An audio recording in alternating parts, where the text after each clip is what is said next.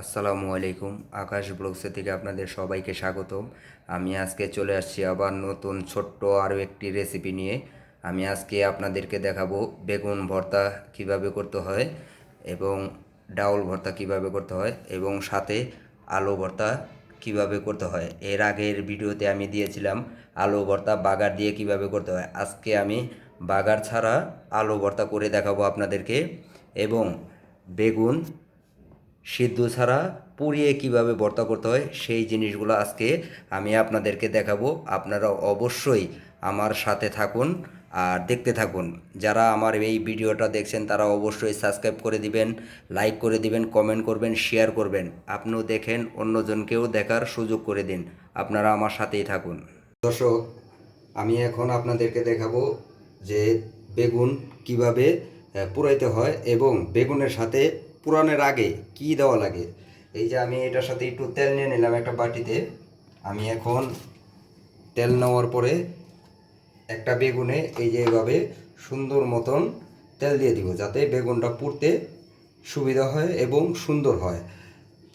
এই যে দেখেন, আমি এইভাবে বেগুনটাকে সুন্দর মতন তেল দিয়ে দিচ্ছি। দেওয়ার পরে আমি এটাকে চুলায় দিয়ে দিব, ডাইরেক্ট চুলায় দিয়ে দিব। এই যে দেখেন, আমি এখন এটাকে এই যে চুলায় দিয়ে দিচ্ছি। আপনারা অবশ্যই এইভাবে চুলায় দিয়ে দিবেন, তাহলে জিনিসটা পুড়তে সুবিধা হবে এবং ভিতরে সিদ্ধ হয়ে যাবে। দর্শক, অলরেডি আমার বেগুন পোড়ানো শেষ।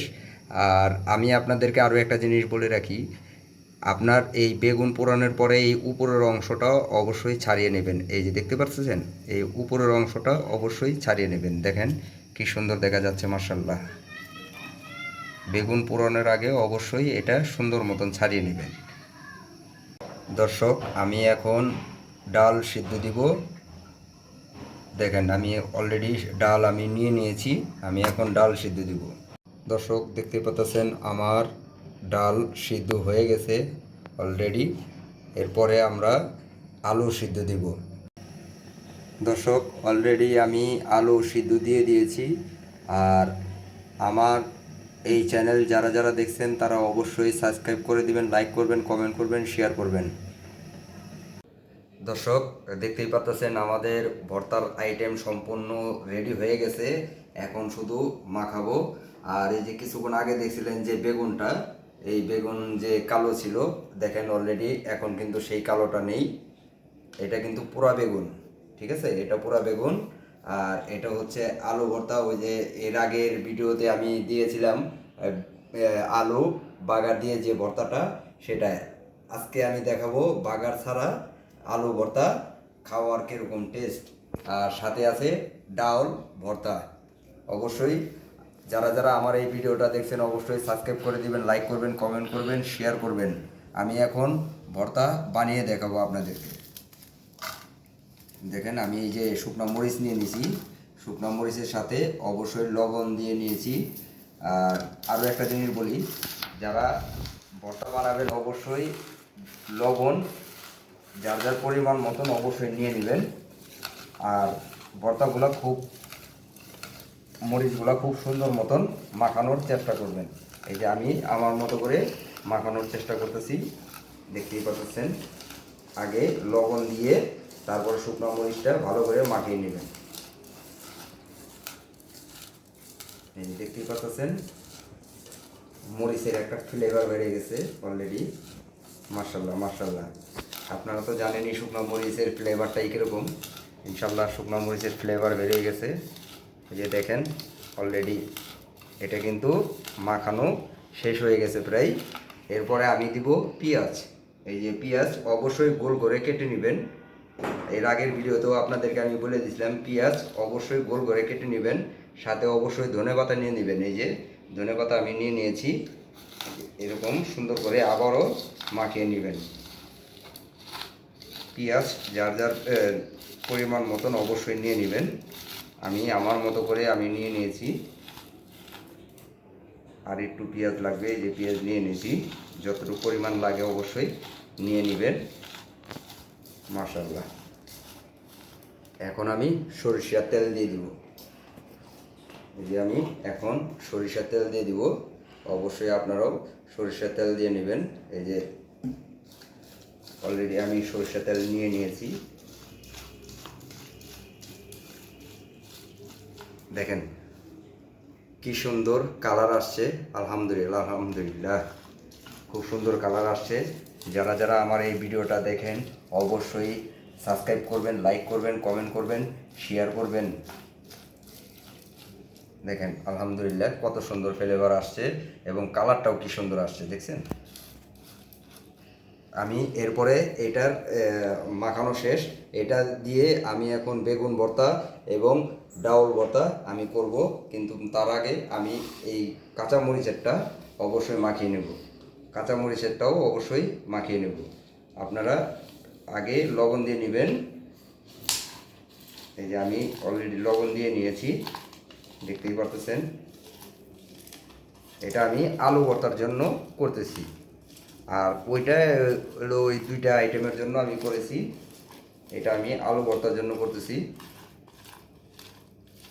এটার ফ্লেভারটা আবার অন্যরকম, মাশাআল্লাহ এটার ফ্লেভারটা আর একটু ভালো। কাঁচামরিচ তো কোনো সমস্যা নেই। যে আমি ধনেপাতা নিয়ে নিয়েছি, এখন আমি পেঁয়াজ নেব। এটার সাথে আমি অবশ্যই পেঁয়াজ নেব। আপনাদেরকে আমি অবশ্যই বারে বারে একটা জিনিস বলবো যে পেঁয়াজ ভর্তার জন্য সবসময় গোল করে কাটবেন। গোল করে কাটলে ওটা খেতেও সুস্বাদু, দেখতেও ভালো দেখা যায়। অলরেডি আমি পেঁয়াজ নিয়ে নিয়েছি, দেখতেই পারতেছেন। আমি আর একটু পেঁয়াজ নিয়ে নেব। এই যে যারা যারা আমার এই ভিডিওটা দেখেন অবশ্যই সাবস্ক্রাইব করে দিবেন, লাইক করবেন, কমেন্ট করবেন, শেয়ার করবেন। আপনিও দেখেন, অন্যজনকেও দেখার সুযোগ করে দিন। এই যে অলরেডি আমি এখন তেল দিয়ে দিব। এই যে তেল দিয়ে দিচ্ছি, দেখতেই পারতেছেন। তেল দিয়ে দিচ্ছি, তেল দেওয়া শেষ। এবার আমি আরও একবার মাখাবো। দর্শক, এবার আমি দেখাবো বেগুন ভর্তা কিভাবে করতে হয়। এই জিনিসটাই আমি কিভাবে মাখাইতে হয় এই জিনিসটাই আমি দেখাবো এখন। এই যে আমি অলরেডি বেগুন নিয়ে নিয়েছি, আর হলো এই যে শুকনো মরিচ, পেঁয়াজ, ধনেপাতার সাথে সরিষার তেল দিয়ে এই যে ভর্তা বানিয়ে নিয়েছি। এবার আমি বেগুনটাকে মাখাবো। এই যে দেখেন আমি যেভাবে মাখাচ্ছি, আপনাদের বাসায় অবশ্যই এইভাবে মাখাবেন, খেতে আরও সুস্বাদু লাগবে। মরিচ অবশ্যই যার যার পরিমাণ মতন নিয়ে নেবেন, কারণ অনেকজনে ঝাল বেশি খায়, অনেকজনে কম খায়, অনেক রকমের প্রসেস আছে। যাদের যেরকম পরিমাণ দরকার অবশ্যই ওরকম পরিমাণ নিয়ে নেবেন।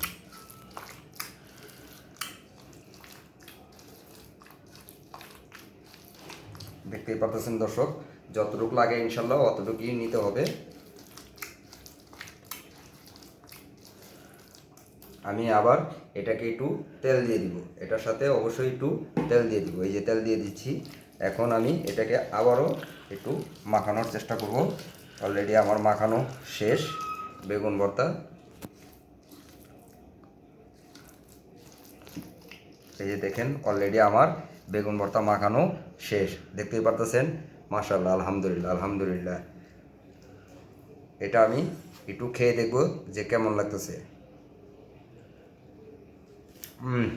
অস্থির অস্থির, আলহামদুলিল্লাহ মাশাআল্লাহ, খুব সুন্দর হয়েছে। যারা যারা আমার এই ভিডিওটা দেখছেন তারা যারা অবশ্যই সাবস্ক্রাইব করে দেবেন, লাইক করবেন, কমেন্ট করবেন, শেয়ার করবেন। এখন আমি ডাউল ভর্তা করে দেখাবো। দর্শক, এইবার আমি দেখাবো ডাউল ভর্তা করতে কিভাবে করতে হয়। এবার আমি দেখাবো এই যে ডাউল ভর্তা। আমি ডাউল অলরেডি নিয়ে নিয়েছি, আমি এখন এটাকে মাখাবো। প্রথম অবস্থায় আমি একটু মাখিয়ে নেব যাতে ডাউলটা ফিনিশিংটা ভালো হয়। ডাউল ঢেলে নিয়েছি ভর্তা বানানোর জন্য। এই যে এইভাবে প্রথম অবস্থায় আগে মাখিয়ে নিতে হবে। আমি অলরেডি আমার এই যে আমি মাখিয়ে নিয়েছি। আপনারাও বাসায় অবশ্যই এভাবে 100% ভাবে মাখিয়ে নেবেন, তাহলে ফিনিশিংটা খুব সুন্দর আসে। আমি এবার মরিচ দিয়ে দিব। এই যে আমি এর সাথে মরিচ নিয়ে নিয়েছি। আমার বাসায় ডাউলের ভিতরে অবশ্য মরিচ কম খায়, সেই জন্য আমি একটু মরিচ কমাই নিয়েছি। এই যে দেখেন অলরেডি আমি এটাকে মাখিয়ে দেব।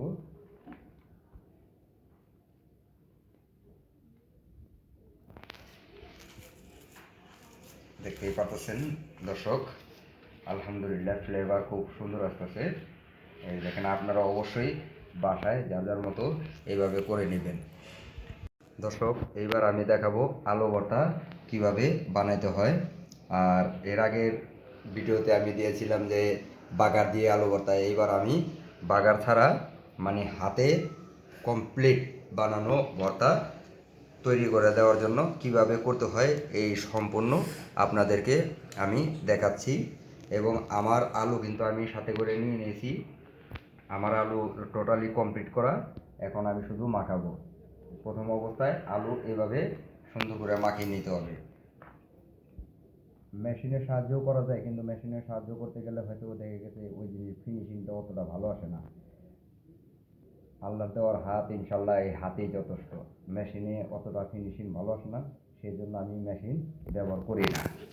আমি নিজের হাতেই বানানোর চেষ্টা করি যে কোনো ভর্তা।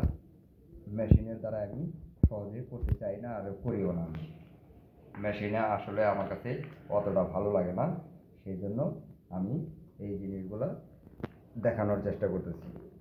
দেখেন, মাশাআল্লাহ আলুগুলা অনেক সুন্দর নরম হয়েছে, দেখতেই পারতেছেন দর্শক। যারা যারা আমার এই ভিডিওটা দেখেন তারা অবশ্যই সাবস্ক্রাইব করে দিবেন, লাইক করবেন, কমেন্ট করবেন, শেয়ার করবেন। আপনিও দেখেন, অন্যজনকে দেখার সুযোগ করে দেন। প্রথম অবস্থায় এইভাবে আলুগুলা খুব সুন্দর করে ফিনিশিং দিয়ে নিতে হবে।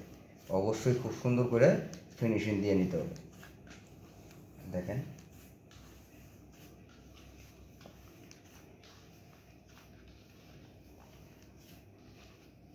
আমার আলু কিন্তু অলরেডি ফিনিশিং হয়ে গেছে, খুব সুন্দরভাবে ফিনিশিং হয়েছে।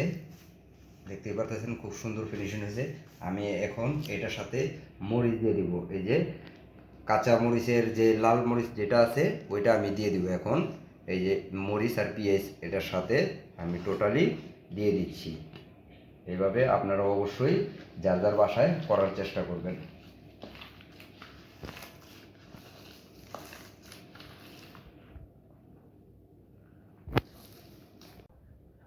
দর্শক, আমার এই ভর্তা অলরেডি বানানো শেষ। আমি এখন তিনোটাই টেস্ট করে দেখাবো আপনাদেরকে যে ভর্তাগুলো কীরকম হয়েছে। দর্শক, আরও একটা জিনিস বলে, এটা কিন্তু কোনো বাগারের ভর্তা না।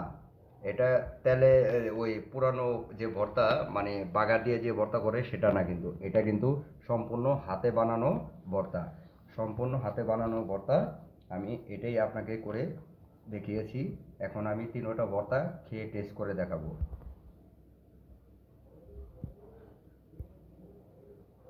আলহামদুলিল্লাহ, আলহামদুলিল্লাহ খুব সুন্দর হয়েছে, খুব সুন্দর হয়েছে। আমি ডাউল ভর্তাটা ট্রাই করে দেখাবো।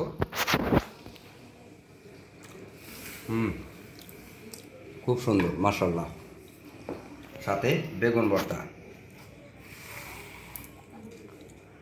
বেগুন ভর্তা যে কোনো মানুষই চয়েস করে, বেগুন ভর্তা, আলু ভর্তা, ডাল ভর্তা।